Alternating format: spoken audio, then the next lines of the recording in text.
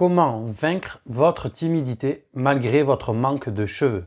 Vous découvrirez comment devenir quelqu'un qui ose agir, qui engage des conversations. Pour ceux qui ne me connaissent pas, je suis Thomas et vous êtes sur ma chaîne Calvitie pour tous. Je vous aide à reprendre confiance en vous malgré vos problèmes de cheveux. Cette vidéo s'adresse aux personnes qui en ont marre de cette timidité. Peut-être que vous aussi, vous voulez oser prendre la parole en public, vous voulez oser faire les choses. Peut-être que vous aussi, bien trop de fois, vous n'avez pas su vous exprimer. Avec ou sans cheveux, il est temps d'oser. Je sais ce que vous ressentez.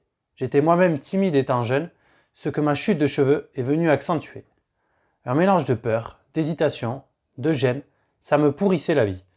Il existe des solutions efficaces pour en terminer avec tout ça. Avec de la volonté, on peut y arriver. Si vous avez cette volonté de vous en sortir vous aussi, je vais vous montrer comment on fait. Vous devez identifier les racines de votre timidité. Elle est simplement liée à cette perte de cheveux? Bien souvent, vous trouverez qu'il y a plusieurs raisons à ça. Elle peut être basée sur des blessures, des croyances, des choses entendues ou apprises, des expériences passées. Pour ma part, j'ai découvert souffrir du regard des gens, la peur du jugement, du fait de perdre massivement mes cheveux. Que pense-t-il? Tant de questions. Cela provoquait aussi en moi la peur d'être rejeté, de ne pas être aimé. Vous devez clairement savoir ce qui vous fait vous sentir timide, ce qui fait que vous manquez d'estime pour vous, ce que cela provoque en vous, à quel moment vous le ressentez, ce qui vous aide à le dépasser. Notez-vous tout ça pour progresser plus vite. Écrivez aussi ce que vous empêche de faire ces peurs, ce qui vous motive à les faire disparaître. Prenez le temps d'identifier tout ça, concentrez-vous là-dessus, écrivez les choses, ce sera encore plus efficace. Vous devez croire au changement, à votre réussite, à votre évolution, c'est essentiel. Soyez prêt à fournir les efforts nécessaires pour ça. Il va vous falloir vous donner les moyens de réussir.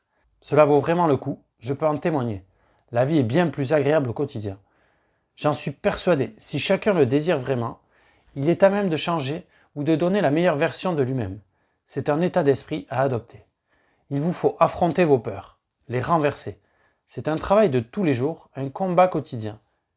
Il faut mettre en place des petites actions quotidiennes, il faut sortir de sa zone de confort. J'aime beaucoup l'idée de se fixer des objectifs, des petits défis quotidiens. C'est très efficace. Comme pour beaucoup de problèmes, le sport peut être une solution pour se soigner. J'entends souvent le témoignage de personnes pour qui le sport a littéralement changé leur vie, leur a permis de vaincre leur timidité, leur permettant de se surpasser, d'être fiers d'elles. Ça a marché pour moi également. Le sport est un des piliers de ma guérison. Vous devez garder en tête une amélioration continue, être chaque jour meilleur que la veille. Vous devez apprendre à vous aimer. Votre singularité est une force. Chacun est unique. Par exemple, pour moi, le sport, la danse, mon alimentation healthy, je l'affirme haut et fort. J'en parle, les gens m'en parlent souvent. Ils me mettent même en avant lors de discussions ou lorsqu'on est avec du monde. C'est très valorisant. Vous pouvez vous forcer à communiquer avec des personnes dans la rue, dans le train. Lorsque vous faites des courses, il y a tant d'occasions. Osez. Saluez les gens au maximum. Vous briserez ainsi la glace. Ça met à l'aise. Vous élargirez votre zone de confort et gagnerez en assurance. Dans mon cas, je m'entraînais à me mêler toujours à la foule. C'était très dur. Dans le train, je m'efforçais d'échanger quelques mots avec mes voisins. À chaque occasion, dans les magasins, dans la rue, dans un café, au boulot, je communiquais au maximum. J'ai eu d'agréables surprises.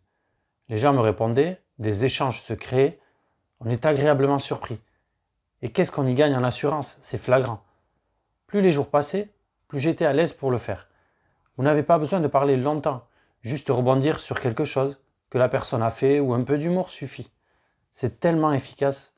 Aujourd'hui, je suis capable de coacher des personnes à vaincre cette timidité. Moi, il y a 6 ans, cette personne si timide, devenir coach, c'est juste dingue. Je me souviendrai toujours d'une phrase qu'un de mes coachs m'a dit. Le jour où tu seras sur un lit d'hôpital, as-tu envie d'être rongé par les regrets, de ne pas avoir vécu et agi en étant toi-même? Ça peut paraître bête, mais je l'ai toujours gardé à l'esprit. Je l'ai gardé à l'esprit pour oser les choses.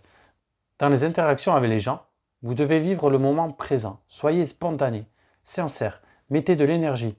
Créez-vous votre place, ne soyez pas dans vos pensées. Écoutez attentivement la discussion. Montrez que vous suivez, regardez les personnes qui parlent. Soyez attentif.